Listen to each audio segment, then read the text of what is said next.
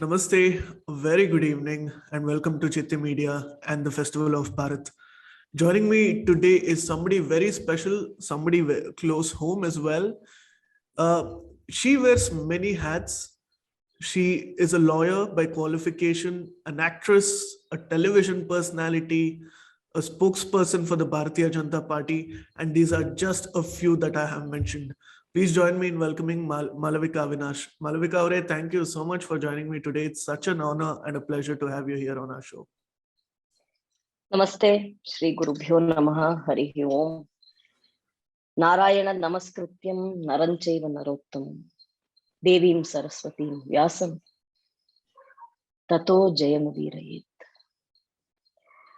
It's indeed my pleasure that we are able to speak today. I do hope that this conversation is as freewheeling as you expect it to be, and we discuss subjects of national importance and of those that are close to my heart.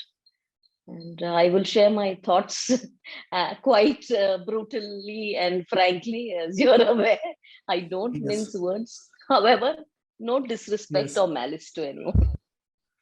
Yes, this is one of the things that I was really looking up to, because when I spoke to you over the call and you told me that you just have one condition to sort of agree to this interview, and you said, I want to be as honest as possible.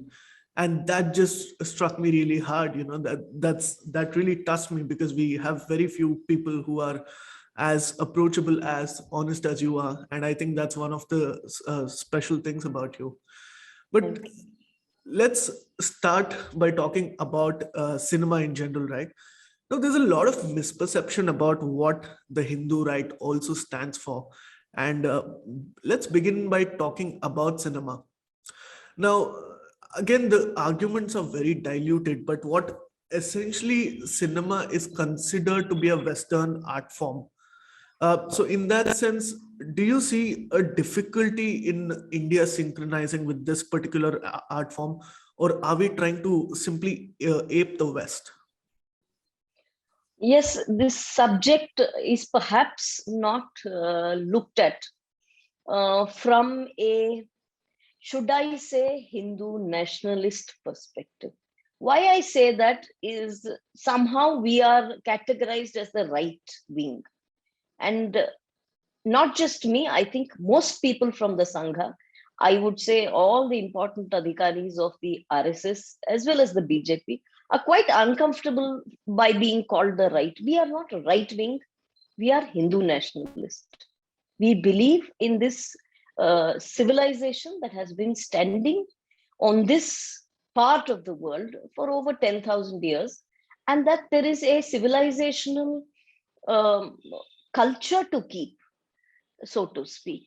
And cinema is not outside that, right? Our dharma encompasses every single walk of life. Therefore, cinema cannot be outside it. However, the argument will be that cinema is perhaps a 100-year-old technique or craft, and was definitely invented in the West. So the technique is certainly Western. You know, why they started calling what we do shooting, most people don't know. The very first camera that was invented looked like a gun. So you had to hold it like that. Hence it was called shooting. So yes, the technique of cinema is Western. Celluloid till a few years ago, that is exposing film and then developing it in the dark and then finally projecting it on the screen. All of these techniques are most certainly invented in the West. But cinema is not only technique, no. You have to say something by using the vehicle of cinema. And what is that? That is storytelling. And if you ask me, perhaps we are the oldest storytellers of the world. I will begin with two of the greatest epics that we narrate to the world. One is Ramayana. So from Valmiki to Kuvempu, the gamut of interpretations of the story of one person called Rama. God for some, superhuman for some, however way you want to look at him.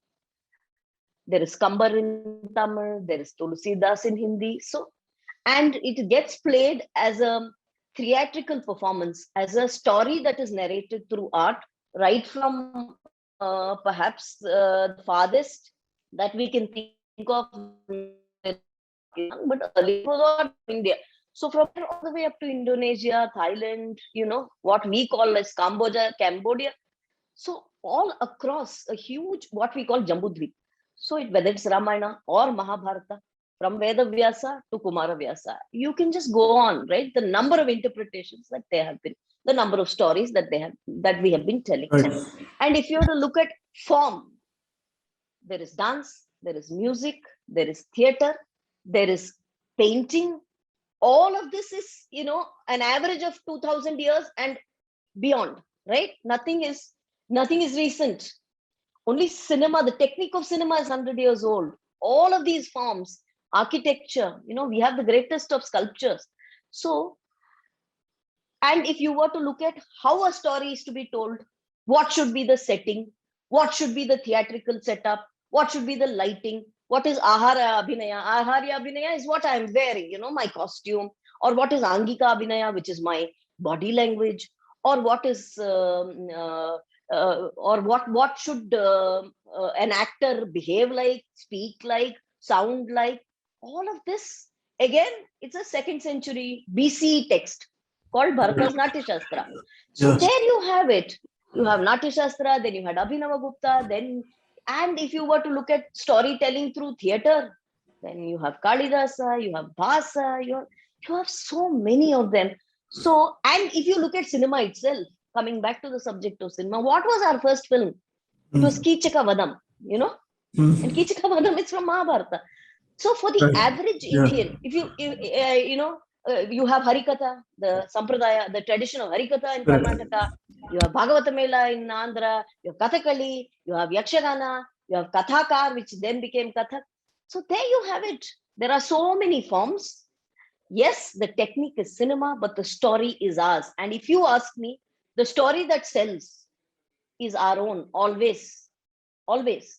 And from celluloid, we've moved to digital. That's all has changed. But Right. otherwise, storytelling is I think, our domain. Right. Thank you so much. You beautifully put it across. And I have two questions, in fact. Beginning with, you said that most of the people in the center right spectrum, especially the Sangh and the BJP, are not comfortable with the phraseology of right wing. And I think it makes a lot of sense, even speaking in terms of the classifications, broader political classifications. But when you use Hindu nationalists, especially with a sense of pride, that is what took me by slight surprise. Because this is essentially used as a tirade and an insult by the Western media. No, the West is compelled to perceive us the way they do, perhaps because we are, being Hindu or practicing this religion, Sanatana Dharma, or being a nationalist. All of this is conned upon. There is like you have a post-independence and pre-independence. There is a post-2014 and pre-2014, Right. political era division in this nation. And somehow, those who held all of these positions of power, whether it's politics, whether it's art, whether it's literature, whether it's history, they were ruling the roost and lying all the time. So post 2014, there is a dynamic change in everything, and therefore I think they fear that their lie will be caught. Therefore, they Right. continue speaking lies about who we are.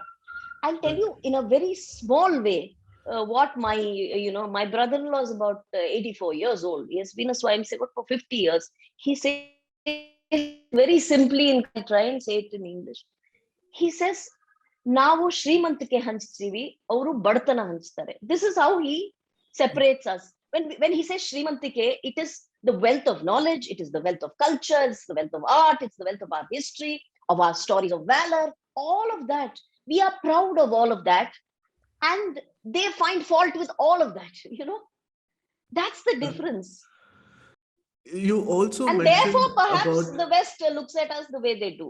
Yeah. I can't think of any other reason. I think now there is a set pattern, right? Like regardless of what India does or the Indian government does, regardless of who's in power, I think there is that condescending attitude which has become the cornerstone of American journalism, perhaps for that matter. You're right. But you also But beautifully Sharath, who are deleted. they to certify us? Huh? We have been, we Yeah. shall be. We are from the times of Saraswati civilization. America, how many years old is America? Who No, are they but to just certify seriously, who we are? as both of us who are into journalism, you way more senior than I am, I've seen a lot of people from my own community ask for that validation. It's unfortunate. I think this is the era in many ways. Like I said, post 2014 is the era of reclamation of pride, reclamation of Ram Janmabhoomi, reclamation of Kashi, reclamation of cinema, perhaps Yeah. reclamation of our own history, which has been, sort of covered with a veil of lies, reclamation Right. of our languages, of all of that. Yeah. Since we were also talking about filmmaking and cinema, in hindsight, there were a lot of movies based on a lot of our texts, Vedic texts. Today, it is almost impossible, especially the Bollywood people say that to make a movie on, say, Mahabharata or Ramayana, because it is under such heavy scrutiny from the Hindu right, is what they say. Um, Amidst the debates of this, whether we are doing a propaganda movie or we are actually, it's an interpretation of how we perceive certain religious texts. Where do you draw a line between distortion and perception, or say interpretation for that matter? Who's right and who's wrong? No, there is no right and wrong. Cinema is all about storytelling. You tell people the story you like. Whether they like it or not depends on how much you're committed to your story. So if you're telling a lie, you can't say it with commitment. When you're speaking the truth, then the strength which you speak truth is very difficult to get when you speak a lie. I will tell you my own experience as an actor. See, today I am treated as this actor who speaks well, and who's very subtle and bada natural. She's a sahaja nati. She acts very naturally. She doesn't do, she doesn't over dramatize, so on and so forth. I will tell you my own experience of Yeah. learning acting, right? Because I didn't go to FTI. Mhm. I didn't go Yeah. and learn Shakespeare in theater, right? Yeah. I don't know anything about Aristotle and whoever else. Right. Where did I learn acting then? Or the art of express? I was taught dance as a child. So perhaps I'm in that sense also very Hindu and indigenous. No? I am not a West school trained actor, right? Which Yeah. most people are, They or are. which Yes. most of our so-called serious actors are. Yeah. For me, to express joy, right? Or to express Sringara. Sringara to me is the story of Rama first seeing Sita. He looked at her and said, "Oh, what a beautiful girl." You know? So to me, love is that. It's not Romeo and Juliet. To me, if you say anger, when Rama killed Ravana, that is anger for me. Or if you say valor, then Rama lifts that bow, Shiva Dhanusu, tries to string it, and it breaks. So when it breaks, that is valor. So the Yeah. idea of understanding emotions comes from my stories. So my expression is a reflection of that. You understand? I don't know, maybe all this is too nuanced for non-actors, but Mm. for actors, I think it's important because my benchmark of Dwandva, for example, is Kamsa. He Mm. doesn't know whether to kill that nephew of his or not. It's not Macbeth. You understand? Absolutely. So that's how I look at it. And when you say Bollywood, if you ask me, it's Bollywood versus Southern cinema. I'll tell you why. Mm. I think Southern cinema, whether it's Kannada, Tamil, Malayalam, Telugu, we have held on to our roots. Who are Mm. our great actors? I'll give you the examples. Dr. Right. Rajkumar is the biggest matinee idol of Kannada. So What do you're you actually remember him for? affirming this because a lot of people have said this in theory that they genuinely respect the South cinema because they're much more rooted than Bollywood is.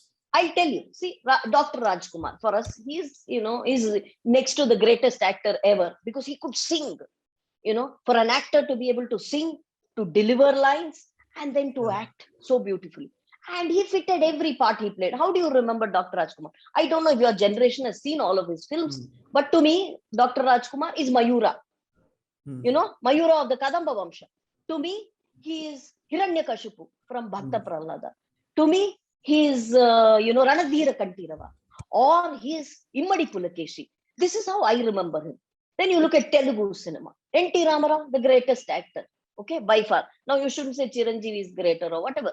They are all great actors too. But then, who are the men that led, so to speak, the rise of this cinema, right? N.T. Ramarao. To us, what is N.T. Ramarao? I don't know whether you all have children, as children have seen his films, or even S.V. Rangarao. We know S.V. Rangarao as Ghatotkacha. That food thing that he does, that song. You know how we remember N.T. Ramarao? Krishna. For the longest time, I thought Krishna looked like N.T. Ramarao. And when you look at, Tamil cinema, Shivaji Ganeshan. You see, Ganeshan is the name his father gave him. But Shivaji is from the character he played, Chhatrapati Shivaji. And then you see him as, Kapaloti Tamil, you see him as Kattabomman. That's how you remember these great actors. So there we are. And then what do you remember Bollywood for? Mughal-e-Azam. It beats me, Sharath. My heart aches when I think that probably the earliest people of Hindi cinema, forget today. Today, it's 75 years, Amrit Mahotsav. So, today's Indians are different. But those who started this so-called Bollywood cinema, a lot of them came from West Punjab, Pakistan. Yes, those days during partition, they had to leave their lives and come here. I can't beat it that their greatest masterpiece is not Chhatrapati Shivaji, but it is Mughal-e-Azam. So where have they lost the plot? I wonder. And I'm still waiting. And perhaps again 2014 onwards or post 2014, you see a Tanaji Malusare in Hindi cinema. In all grandeur, Ajay Devgan playing that great hero. Otherwise, except in RSS Shaka, who knew about Tanaji? So this is, I think, again, we need to reclaim our stories. With the changing ambience and the political environment, it is true that generally society is reflected in a way in which movies perceive them in a different way. Right now, even nationalism is portrayed these days so often in movies, in Budge and Uri and whatnot. There are so many movies coming off late. Completely. I think it's a reflection of how society is evolving as well, in a manner of speaking. And if I may ask you one more controversial question. Now, there are a lot of films based on Mahabharata and Ramayana, and this entire debate has been going on whether these are distorted stories or are these acceptable versions or things like that. But if there is one subject that the left is very hell-bent about, and it's become more of a social trend these days, and it's a large concern, is that there are protests organized by leftist students in campuses where they burn Manuscripti. They say that it represents a very casteist, patriarchal value system that the Hindus represent. What do you have to say about this? Because this is such a controversial subject. I thought it's best that I ask you since you're so articulate. Sharath, anything is controversial if you don't understand what it is.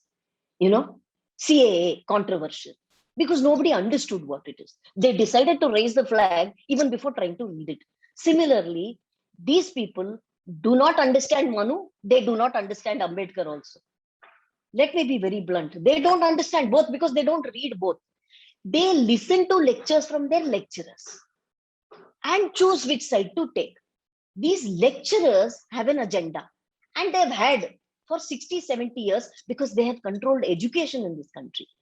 You see, this whole Nehruvian, distortion of Indian history, which was so well executed. I mean, Nehru gave them the job and they did it so well, of taking over education, especially history. It started from Max Muller. It continues to this day. That's the unfortunate part. Therefore, these are people who've not read. See, I'll give you two examples from Manuscripti. right? What do they burn? I'm curious to know, because I don't know if they have the text or they understand. See, Sanskrita is a very complex language.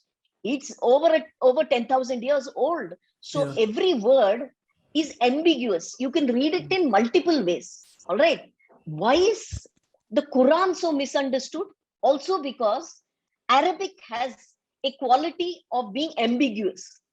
So this whole Manuscriti, I don't know where they get their Manusmriti from, if there is anything to burn. It's not a single book that you can burn. All right, so I'll give you one or two examples. See, I just noted these. There is one Smriti which says, Sarvo Dandajito Loko, Durlabohi Suchir Naraha, Dandasyahi Bhayat Sarvam, Jagat Bhogaya Kalpate. Man fears punishment. Why is there so much corruption? Because corruption goes unpunished. Corruption of every kind, not just the financial kind, of every kind. Intellectual corruption. How many historians can you catch and punish for telling us wrong stories about our history? Right? For creating false heroes. So any wrongdoing that goes without punishment leads to corruption in society. He says punishment has to be there. Isn't this jurisprudence? Where is Manusmriti in this that you are objecting to?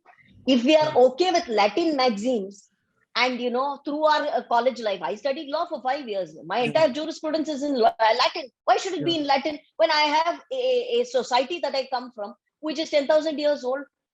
We thought of dharma, artha, kama, moksha, the chaturvida purushartha, to be achieved by every human being well before anyone came up with anything. And forget the moksha part if you're not spiritual or you don't believe in, but dharma, artha, kama, I'll tell you, we have developed systems of administration for centuries. Somehow we never study them. You go to political science college, you never study Chanakya, you don't study Purushartha, Correct. you don't study Tiruvalluvar, right? Tiruvalluvar also spoke of the Purusharthas. We don't study these people. Tiruvalluvar is studied as some Dravidian something. It's not Dravidian something. It is what this society threw up, right? As a civilization, whether it was, the Cholas, the Cheras, the Pandyas, the way they expanded, or, like I said, the Purusharthas that are to be achieved, or you have Shanti Parva from the Mahabharata, where there is a Raja Dharma that is explained. The problem is, no, for us, all that is not jurisprudence. Some Latin maxim, which is not our language. Anything about Samskrita is all old-fashioned and therefore not evolved enough. I'll read one more to you before we move to the next subject. Sure.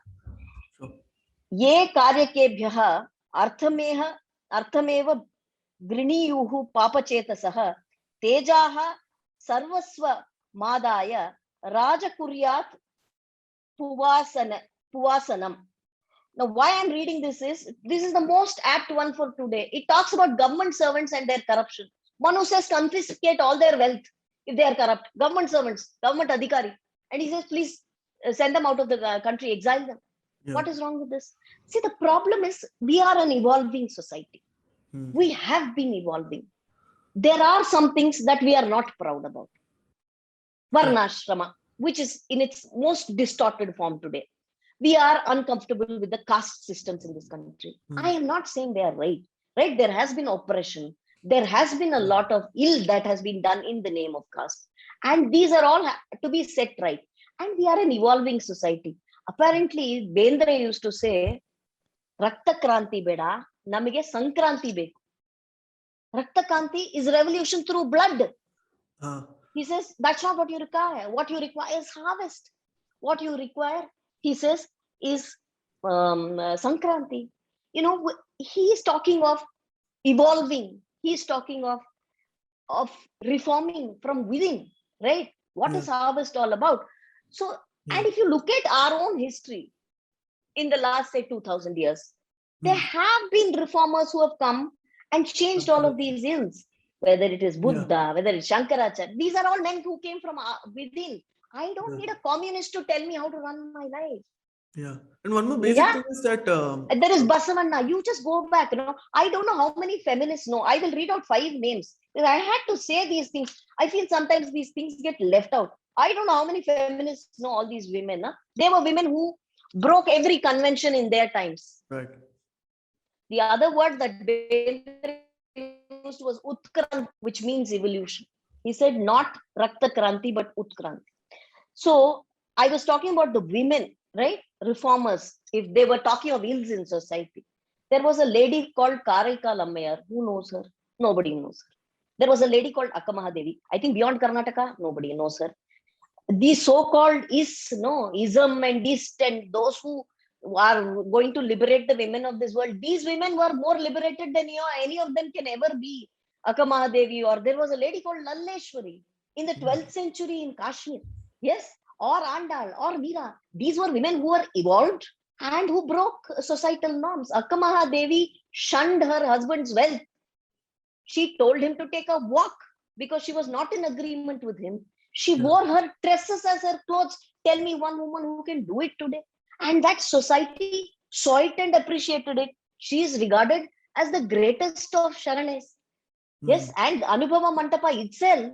Right. I mean, is there a greater example of a parliament where there is free speech, where people, where men and women sit together and discuss? So there you have it. I think somewhere we fail to recognize that from within. And there is a tag attached to Manu. There is a tag attached to Brahmins. There is a tag attached to Vedas and shunned. Thanks to Max Muller. And it's actually true, because the attribution is frankly ridiculous sometimes, because I assume that you and I both come from what the left calls conservative Hindu families. And I've never seen conservative. I just gave you examples of the most non-conservative women who shunned everything. Laleshwari also, strange, striking resemblance of Laleshwari and Akkamadevi. All of these preached what is called Madhurya Bhava, which is love towards God. God as husband. Yes, Akkamadevi believed Channamallikarjuna is her man. Andal thought Krishna is her man. Meera thought Krishna is her man. So did Laleshwari. She thought Shiva was everything. These were women who shunned even clothes because they felt that all of this is material. And to transcend this Maya and to move to another zone. These were the most unconventional women, if you ask me. Correct. I mean, look at Andal. She was only 16. Yeah. So what conservative are we? No, this is the leftist phraseology that I was referring to. So coming from traditional families as well, we've never discussed Manu or implemented what Manu had to say in our families, right? And that doesn't happen at all. But you're right when you say that there are a lot of Victorian values because of colonialism, because of years of invasion. Sharath, I'll just interject you for a second when you say we haven't imbibed. We have imbibed, we have assimilated, we have taken the best of everything and retained. Yes, some of the bad also have remained, and we have the courage to look them in the eye and to let go of them. Okay. Yes. And there are no written books. Yes, you see, there are no written texts. This dharma does not believe in one single text, one single God. Ekam sat vipra bahuda vadanti. Each one has a right to interpret. This is the only society which says it's okay to believe, it's okay to not believe, it's okay to go to temple, it's okay to pray at home, it's okay to worship a murti, it's okay to think that God resides everywhere. Yeah. Tell me one other, I won't even say religion, because this is not just a religion. This is much more than all of that, right? These are civilizational values that we have carried with us. Every morning when you wake up and look at the sun and do Surya Namaskara, I and you didn't start it, Sharath. Today, everybody is running for vitamin D and whatever to the sun, no? Yeah. When did we start doing our Sankranti? When did our calendars say that it is Uttarayana and Dakshinayana? So it's all become part of us. Therefore, probably we don't remove it and look at it from outside of our, you don't get that objective view, and therefore you presume that you don't. It's all there in you and me. Yeah. You're right. And over the last few years, because of the experiences that we've had as a civilization and as a society, there are a few residual, should I say, issues that we still face as a society. And I think we are consciously trying to address all of that. And speaking of cinema itself and the issues within cinema, I think recently there's been a lot of controversy going on around in Malayalam film industry. So what are your observations, especially with women at workplace, women in cinema? These things keep on happening, but nobody is even speaking up about it. It's very distressing to see. You're right. So, like I said, we've been around for a long time. There is bound to be ills. There are bound to be bad apples everywhere, and we shall address them. We'll look them in the eye. After all, today we have a constitution which addresses every single such societal issue, right? Ambedkar's, the draft of this constitution makes it so glorious and so unique and so not available in the rest of the world. There is nothing that he has spared. So every single issue is addressed. It's how you cull out what is relevant to you. So when you speak of harassment and harassment at workplace, I think in the last 75 years, women have begun to get educated the Western way. See, they were great Rishikas in the Vedic times, which, perhaps we lost along, right? Thanks to all the aggression that happened, where we had to protect our women. Yes, aggression for over 1,000 years, 7 centuries when the Arabs came. So aggression has been happening on this country, aggression, invasion, violence, assault, Right. breaking us, Yeah. converting us. So a lot of, yes, there has been a lot of aggression. And the byproduct of that has been, some norms that have evolved, which perhaps were essentially meant to protect, but later on became shackles for the women. Yeah. Yes, so these bondages have to break, and the woman has to be free enough to go and work just as a man does in today's society, in the IT-BT Right. world. So cinema is no different. Cinema has also evolved in 60, 70 years. Yeah. Yeah. I often speak about this. I don't know how many people say it. You see, there was a legislation in the 40s which debarred Devadasis from dancing in the temples. Yes, Okay. in hindsight, that was perhaps the biggest disservice done to a community of art practitioners.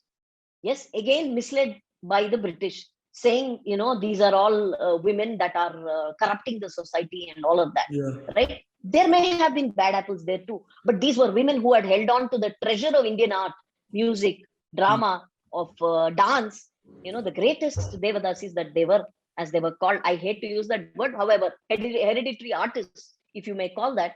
So these were people who held that art with, to their heart, and suddenly they were thrown out of temples, left out of work. They had nowhere to go. And perhaps, I don't know, when I look back at my own history of cinema, they were the first ones to come into cinema. You know, the average woman from society would not become an actress. But perhaps these were the women who Right. first came into acting also. So over the years, acting, various kinds of women have been coming. It's no longer, anybody's domain. Every single today, any girl I talk to who's the lead actor, ma'am, I just finished my engineering. I studied Mm. medicine. I didn't like doing it. I came to that. Mm. I myself, I'm a lawyer, but I became an actress. So yes, Yeah. today the work culture is far more professional. I think the earlier there was no, I remember there was no limit on time. Whenever the director said go home, everybody went home. Yeah. Today it's not so. There are, and then, the better conditions, working conditions and all of that. There is a caravan. Earlier we didn't have bathrooms. Yeah, you Mhm. can ask any actor. Some 20 Okay. years ago, if you were shooting on a hillock, you had to wait till the evening, you know Right. so these were the conditions. They are all improving just as it is elsewhere, especially I think after Vishaka and all of that. Yeah. Yeah. That particular incident in Malayalam cinema, Mm. see this girl, I cannot name her for obvious reasons, right? You Yeah. can't name or shame the survivor. Yeah. Yeah. She is a very prominent actress, both of Malayalam and Kannada especially. She's done a lot of films with Punit Mm. Rajkumar. So this girl was riding in a car. She was carjacked and filmed while being molested. That's the complaint. Yes, the alleged complaint, the alleged what do you say, violence or crime is filming her or attempting to film her while being molested. Now she was courageous enough to immediately go to a police station and report her case. What then came about was who was involved in it, and the name of a very big star in Malayalam came as the main accused in the matter. Why? Because she was friendly with his earlier wife, and there was some conversation that she made with his former wife that he was uncomfortable with and wanted to avenge, so to speak. So these are the details that are available in public domain. What is unfortunate is initially the reaction was, how could he? Why did he? And all of that. And he was dropped from the Malayalam Artists Association and all of that. But subsequently, everything became normal. His films are all super hits. All the witnesses turned hostile. And the case is slowly crumbling, the girl's case. So if you were to take it as a case in point, I think it's a very, very, very rare occurrence. I mean, who would do something like that? Who would go to the extent of harming somebody because they dislike them, right? I mean, that's a rare occurrence, and I hope it never repeats. Yeah. Yes, protection. I think slowly we are gaining ways of protecting ourselves, or slowly we are becoming more and more professional. Yeah, right. And this is also a major issue for women in power and who aspire to be in politics, right? In Karnataka, you've seen that there's a tradition where women enter politics, and at the best, they probably become minister for child and women welfare or something like that. And it's a very sad and sorry state of affairs. Um, in an interesting turn, the Congress party and Priyanka Gandhi has said that one of the way forward is by proposing reservations, 33% reservation for women in parliament. Um, what do you think? Do you think reservations are the way forward? First and foremost, I will come to reservations later. For Priyanka Gandhi to be preaching is a bit rich. See, I'll tell you, if you were to look at women in politics, I'll tell you, Nehru, her great grandfather, is how it all began, right? In independent India. Before that, women and men fought shoulder to shoulder in the freedom struggle, or before the first war of independence. There was both a Keladi Channamma and a Kittur Channamma and a Rani Jhansi and all of them, right? So it was not some male domain. Now, for Priyanka to speak is a bit rich. I'll tell you why. Apparently, Nehru's cabinet in 1947 had only one woman. There were 15 women in the Constituent Assembly, but Nehru's cabinet had only one woman, right? His second term had no women at all. His third one had one Sushila Nayyar. Okay. That's why I said it's a bit rich coming from Priyanka Gandhi. We'll go to the next one. This is the most interesting one. Perhaps nobody's paid attention to this. Between 1967 and 71, there was not a single woman in the cabinet rank. Between 1971 and 77, and between 1980 and 84, there were handful of women as MOSs, not in the cabinet rank, independent rank, right, in the cabinet. So who really, I mean, should I explain who ruled from 71 to 70? Who can forget emergency? Fairly evident, yeah. Huh? Then, no, it's very who evident. is she preaching to? Who is she preaching to? So let's come to what the situation is today. There are 11 women out of the 78 ministers, right? And perhaps for the first time in India, a woman has held the defense portfolio. A woman has held finance. A woman has held HRD. Many women have been governors. And I will come to who all those women are. Many women have been governors. There were 2 women on the cabinet committee on security when Sushma ji was around. So this is what 2014, post 2014 India is.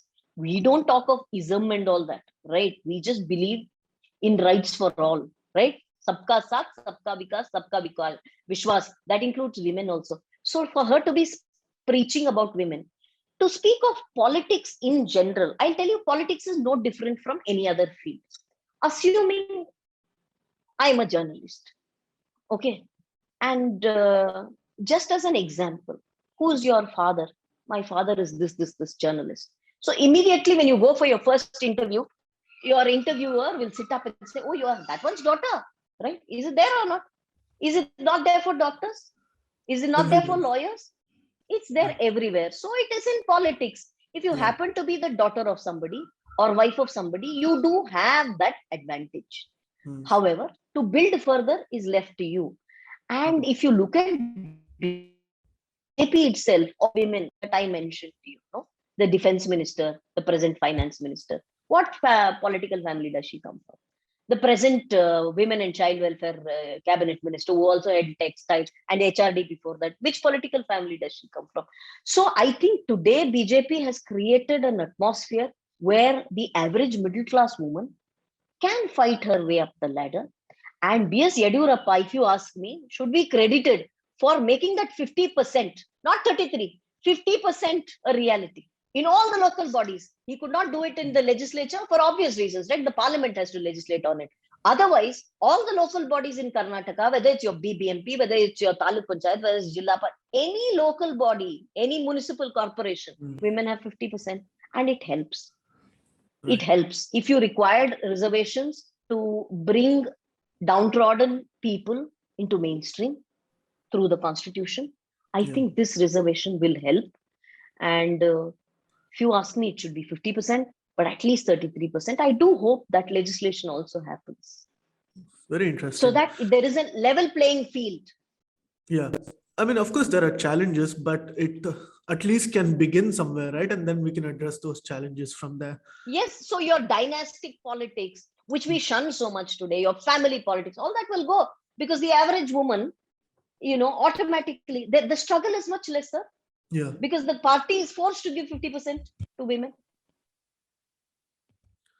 One more question, compulsory, about your party is, why is it not growing in South India? Now, of course, the footprint is slowly expanding. The RSS's footprint, especially in Kerala and Tamil Nadu, has been expanding for that matter. But what is more interesting is that Tamil Nadu and Kerala, I mean, Karnataka is an exception, of course, being so rooted to culture, somehow seems to have fallen into the trap of Dravidian politics, and the BJP is not really gaining massively in these states. So, what is the future for BJP in South India? Because the Modi Shah duo have captured the Northeast, have captured the Gangetic Plains, have captured the Vindhyas, but South India still remains a challenge. I agree with you. If you look at Kerala, it's the land of Parashurama, and then of the great Shankaracharya, who walked the entire nation, who did his Parivirajaka across all the way up to Kedar. And that's the unfortunate part, that it fell into the grip of communists. And the two violent fellows, they believe that the opponent should be killed, hands and legs torn. He should be, neck Yeah. chopped. If It's you look happening at today Kannur, also with the violence. How many no, RSS I people are mean, it's killed? a lot less now, but Yeah. if you take the 60s and the 70s, the average RSS Karyakarta was simply killed, right? If you look at they were killing fields literally, places like Kannur and all of that.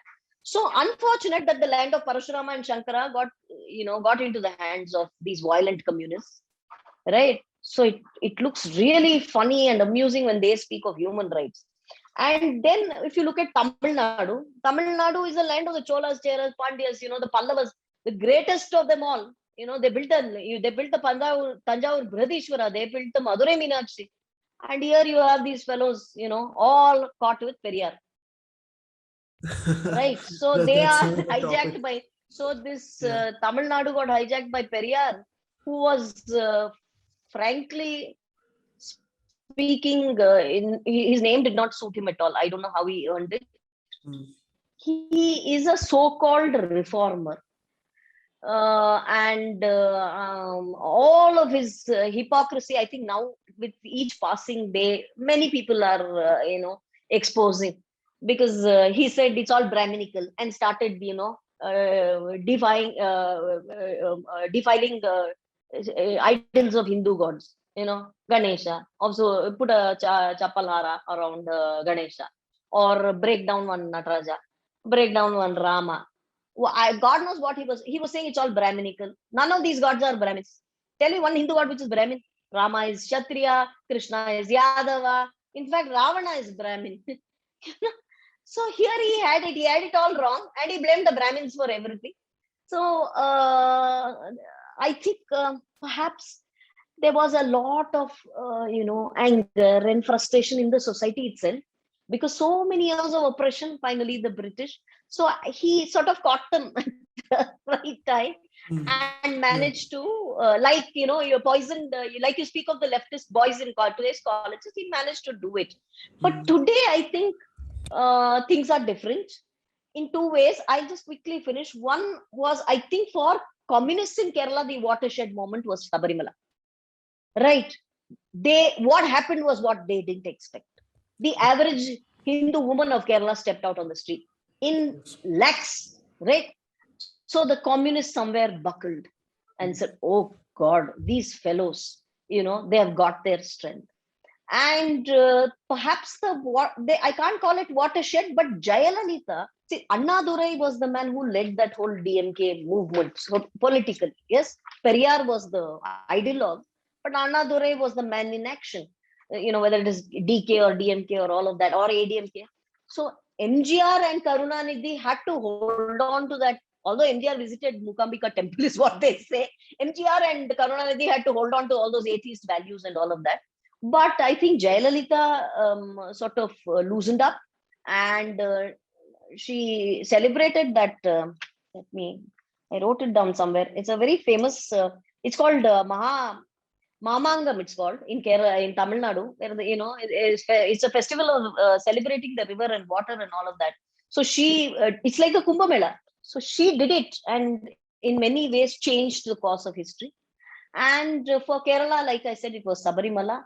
But in general, if you look at it, if you look at politics in India, right, the socialists and the communists and the Lohiyawadis and all these guys, and the Congress, of course, see, they all today are compelled to profess what is called soft Hindutva. Minority appeasement no longer works, they have all realized. One. Yeah. Two, taking the Hindu majority for granted also doesn't work. So in many ways, again, after 2014, everyone has realized, oh God, these guys are important. They are a decisive lot, especially I think after 2019, because what they thought is going to crumble grew further, right? Yeah. Multifold. So I think, and let me tell you, DMK is not outside it. Today, Stalin's wife shows her puja room to the world on social media. And if you look at communists, suddenly they all are playing to the soft Hindutva. They are playing that tune too. So it's strange. They celebrate the Ramayana month now in Kerala. You, Oh, is that so? so they are all forced to.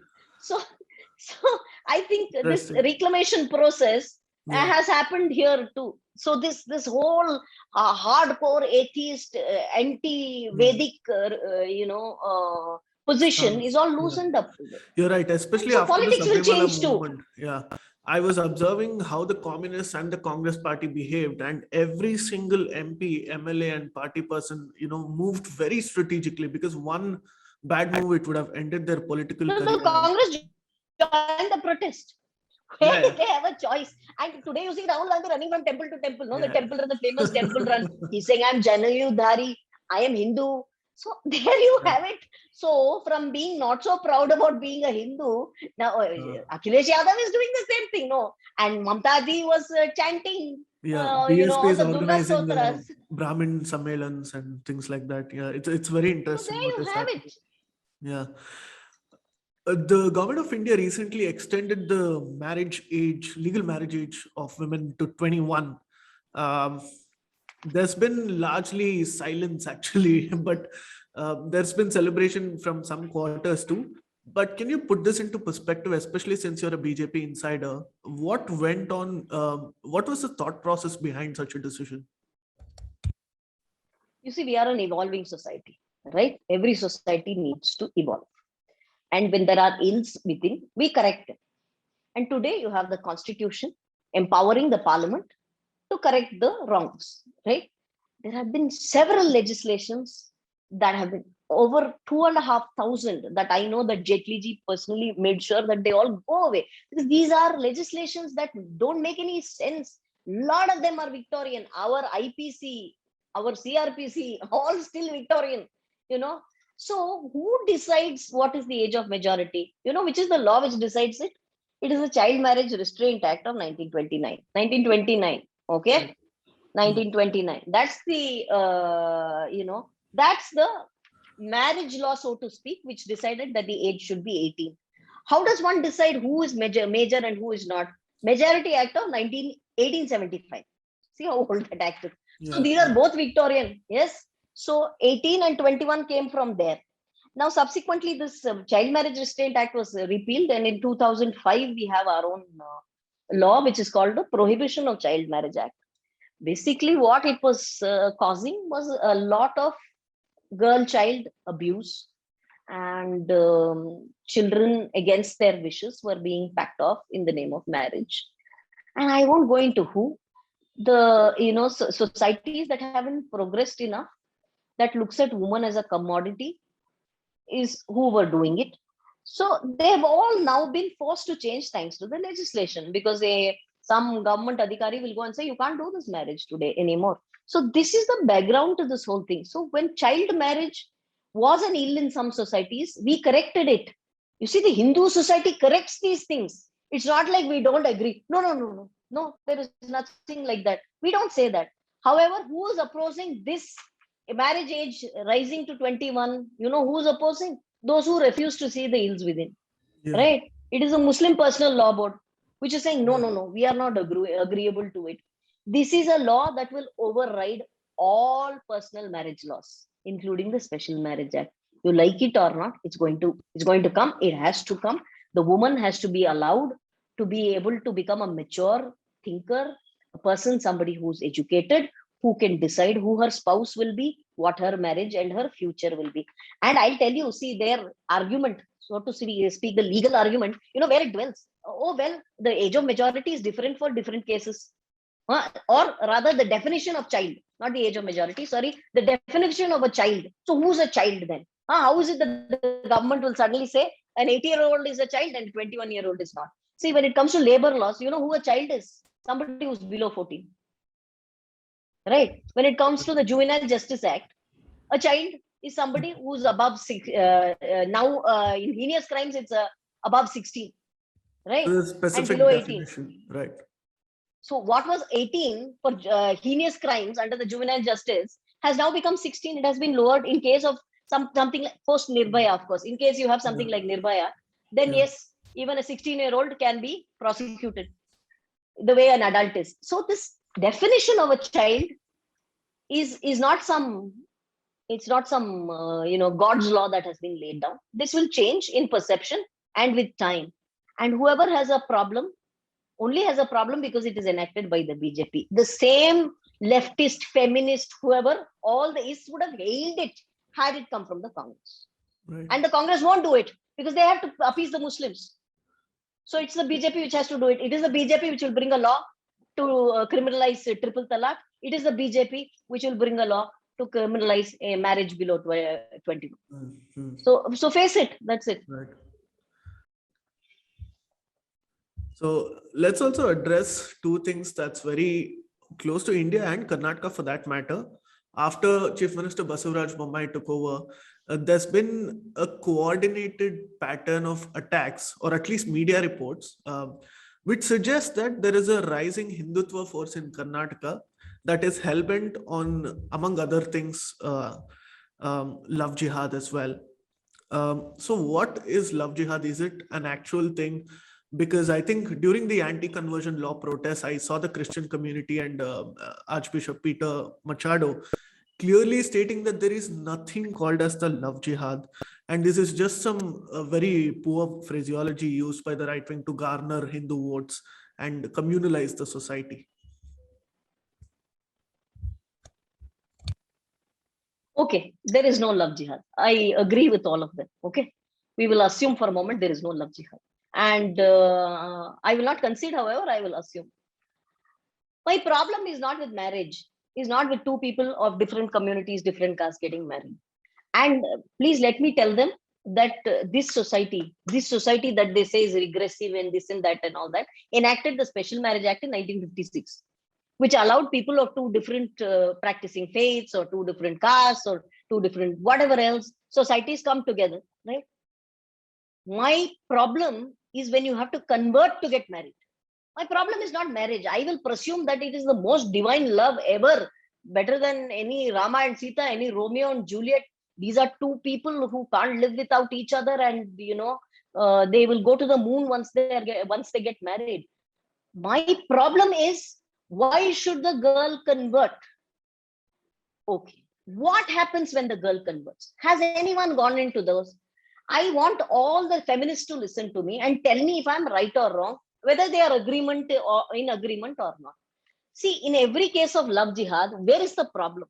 The problem is when the girl who's going to school or college is converted into Islam and then that person marries her. Correct or not? What is love jihad? Love jihad is that, right? Using Islam or jihad, to trap a girl, right? At least that's how we understand it. So there you have it. What happens when the girl? My fundamental question is, why should the girl convert? Why can't they both get married under Special Marriage Act? Where is the problem? They don't do that. Why do they convert? And once they convert, what happens to the girl's rights? My concern is there, right? I'm concerned about the girl. Right. The girl could be Christian. I am surprised that some archbishops spoke in Karnataka. If you ask me, the community that is suffering more than Hindus in Kerala is Christians, where they're losing their girl children. Okay. Now, that's true. The church has spoken about it in Kerala. Yeah.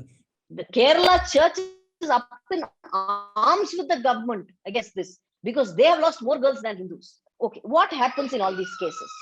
I'll just give you what is personal law in India? Personal law is marriage, right? A Hindu has a different way of getting married and different laws to govern it. The Muslim has different, the Christian has different, so on and so forth. The next one is succession. I'll just try and simplify law as much as I can. The next is succession. That is inheritance. My dad has a property or my grandfather has something. How do I inherit it? Okay. These are the two fundamental laws that are personal to every community. Hindu, Muslim, Christian, etc. What happens when a Christian or a Hindu girl converts to Islam? First and foremost, if I am a Hindu or a Christian and my husband, when I am living and not divorced, there is another woman, I will simply book him under for 494 IPC for bigamy. I will put him behind bars. I'll say, how dare you marry another woman when I am around? Can you do it in Islam? The man himself is empowered with 4 marriages. Me, 3 of them after me, 2 before me, 1 after me, or whichever, in whatever combination he wants to do it. Polygamy is allowed in India. Polygamy is allowed for Muslims in India. So there I lose my right, first right. 2, God said, what nonsense. You cannot desert a woman like this. And the law was simply enacted following the judgment. Now, so that is that talaq still remains. One talaq still remains, where the man.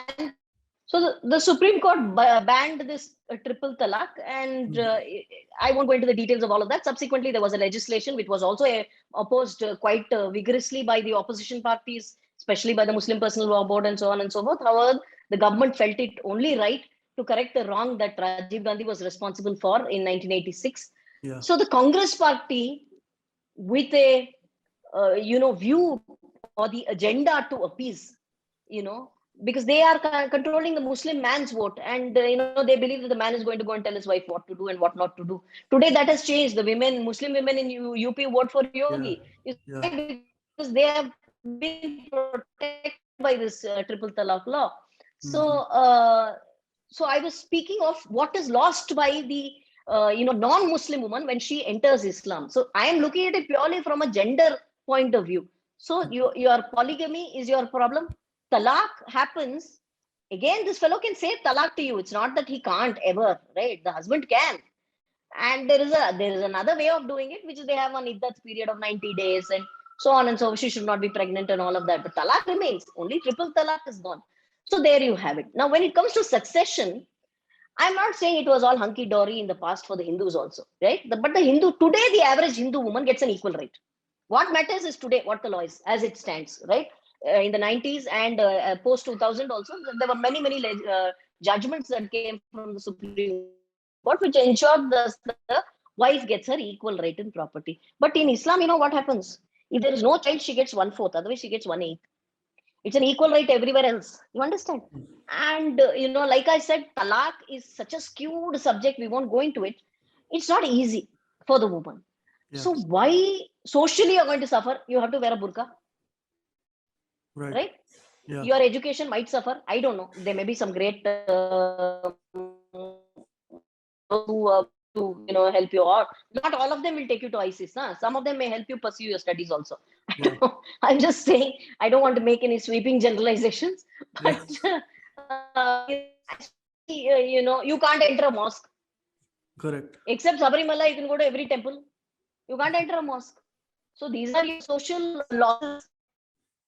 Those I've spoken about. Let any comment me that these are all fine as long as the love is pure. Right. If you ask me, everything is fine. And if the love is indeed pure, there should not be any conversion. Go ahead, get married to whoever you love. Right. Marry under the Special Marriage Act. Hmm. Why conversion? Right. And have you seen, the name of, I don't know whether I can say these names. Hmm. Saif Ali Khan's son is Taimur. He's not Ramchandra. Somewhere, why does the woman give up the right to name her child? I don't know. Amir Khan's son is some Islamic name, although the wife is Christian, the wife is Hindu. So Yeah. why does the woman give up all this? My question is that. All for love, is it? Great. Thank you so much for beautifully articulating such meticulous topics. But before we conclude, can you please end the debate on Tipu Sultan, because this has been going on for so long? And even today, there is also a party in that name. The Congress has openly celebrated, and they even began the Tipu Jayanti for that matter. And one community hails him as a hero, and the other community says he's a tyrant. So, what is your view on it? Tipu Sultan is the Aurangzeb of the South. He was a tyrant. He was a false god created by the Congress party, again, for the purpose of appeasement of Muslims, because they can't think. Why can't Shishunal Sharif be the Muslim hero? Why should it be Tipu Sultan? I cease to understand. Is it because Shishunal Sharif preached peace and said all the nice things?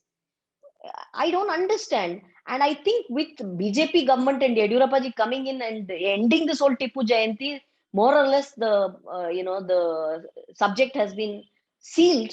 However, when I say Aurangzeb of the South, I mean it. You can go back and read every single record of history which speaks of the kind of violence he unleashed on the people. If Aurangzeb killed Sikhs and Hindus and destroyed all our places of worship, the number that Tipu Sultan has killed, the number of Kodavas he has killed. You Yeah. ask a Kodava to come, and a Kodava from Congress itself, or a Kodava belonging to any political party, to Hmm. speak well of Tipu. Yeah. See, this is just 200 years old. Yeah. I can't tell you the kind of violence he's unleashed on people, Even the number against of people he's Catholics. killed, he's converted. Hmm. Yes, Catholics. That's why I'm saying even the Christians, just like Yeah. Sikhs suffered under Aurangzeb in the north, Tipu Sultan killed Catholics at that what is that, Nettarakere and Ah. Kadaikallu. These are living examples. Our own Iyengar community in Mandya, because he is on Narayan Chaturthi. He was being about it. They call him some national hero that he fought British. He invited Napoleon to invade India. If he was such a freedom fighter and such a patriot, why did he invite Napoleon? Why did he join with the French to fight the British? For him, he had to protect his territory. That's about it. No more, no less. He destroyed Kannada. How much Persian did he bring into today? Also, if you read a revenue record, where is Kannada in it? It's all the Persian that he brought in, Urdu and Persian. So I Right. don't understand how somebody who prides Kannada, how somebody who's proud of the Mysore heritage, will even talk one single good word about Tipu. Aurangzeb of the South, period. Let there be no doubt. Thank you so much for joining us today. It was lovely having this conversation with you. Absolutely enlightening on a lot of issues. and such meticulous issues you've been able to handle with such good articulation and care. Thank you so much, Malavika Avinash. Namaskara. Thank you so much. We are in the era of reclamation. Just yesterday, Netaji got his due. Yeah. When the government of India and Modi ji announced that he will be overlooking Rajpath, I think that was long due for the Indian National Army, which fought the British. So many men and women who laid down their lives for the sake of this country. So in many ways, this is the era of reclamation. And in every single, I think, aspect of life, we will reclaim. There is a lot, even in science. I think Indians have achieved so much in astronomy, in understanding mathematics, in understanding medicine, all of that, so many 100 years ago. And all of that, I think today needs to be reclaimed. And the challenging times of COVID, of course, I just pray that everyone is healthy and happy. Loka samasta sukhino bhavantu. Thank you so much Thank for you. joining us. Namaste. Namaskara. Namaste. We hope you enjoyed this Citti Media content. Please remember to subscribe to us and switch on the notifications for this channel. For our other social media links, more content, and to support our work, please visit citti.net. Dhanyavad. Namaskar.